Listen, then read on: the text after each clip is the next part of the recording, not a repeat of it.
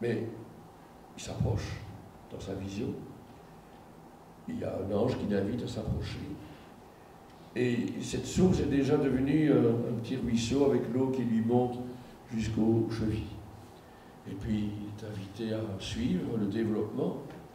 Et l'eau est devenue une rivière avec l'eau qui lui monte jusqu'au mollet. Et puis ça devient un torrent. Un torrent.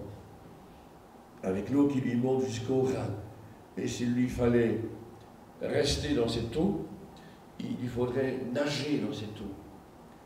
Et puis il assiste à une scène curieuse, mais qui ne surprend pas les Belges, je crois qu'ils ont vu la même chose dans Tintin, dans l'Étoile mystérieuse. Ils voient où les champignons, les arbres poussent à toute vitesse, dans l'Étoile mystérieuse de Tintin. Ézéchiel voit sur les deux berges de ce fleuve les arbres qui poussent et qui portent du fruit 12 fois par an, une fois par mois. Et les feuilles de ces arbres qui se reproduisent 12 fois par an, ces feuilles peuvent guérir les païens. Et quand les eaux de ce fleuve arrivent dans la mer morte, les eaux s'en trouvent assainies.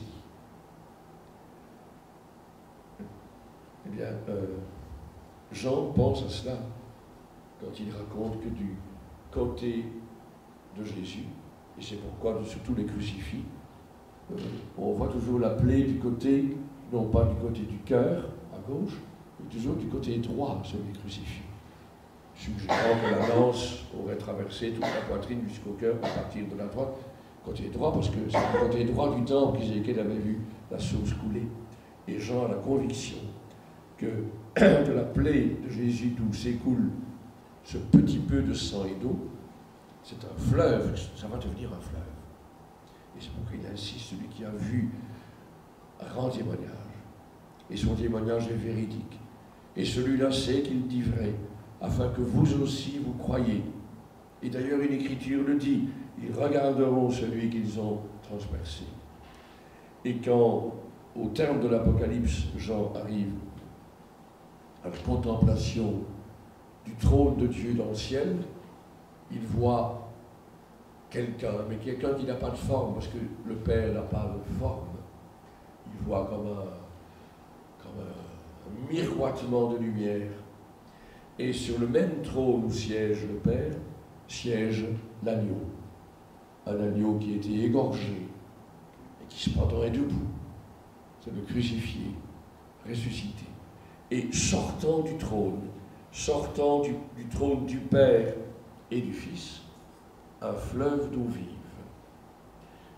et alors, l'Apocalypse cite Ézéchiel, un fleuve d'eau vive qui grossit, qui sème la vie sur son passage, etc. C'est le fleuve de l'Esprit Saint. C'est l'Esprit Saint qui coule du Père et du Fils, et qui irrigue depuis 20 siècles la vie de l'Église, parce que c'est dans l'Esprit Saint que tous les sacrements sont célébrés, le baptême, notre baptême dans l'Esprit Saint, la confirmation c'est le don de l'Esprit Saint, à chaque Eucharistie on invoque l'Esprit Saint dans l'épiclèse, et on invoque l'Esprit Saint sur l'Assemblée, donc l'épiclèse avant la consécration, puis l'épiclèse sur l'Assemblée après la consécration, pour invoquer la venue de l'Esprit Saint. C'est de la puissance de l'Esprit Saint qu'on célèbre la réconciliation. C'est de la puissance de l'Esprit Saint que quelqu'un est ordonné diacre, prêtre ou évêque. C'est de la puissance de l'Esprit Saint que un homme et une femme sont configurés à l'alliance qui unit Dieu et l'humanité. C'est l'Esprit Saint qui habite en nous, est en même temps une source de vie qui irrigue l'Église et l'histoire, et dont nous n'avons pas fini de nous abreuver.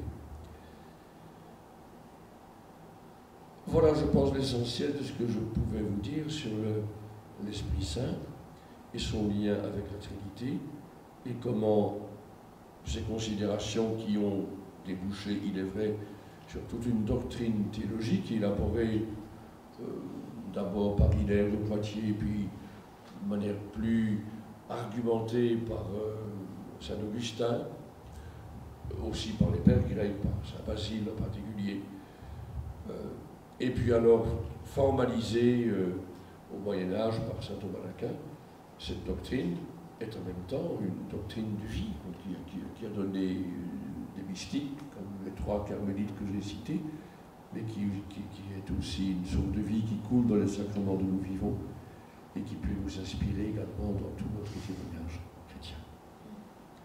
Je ne sais pas combien de temps j'ai parlé.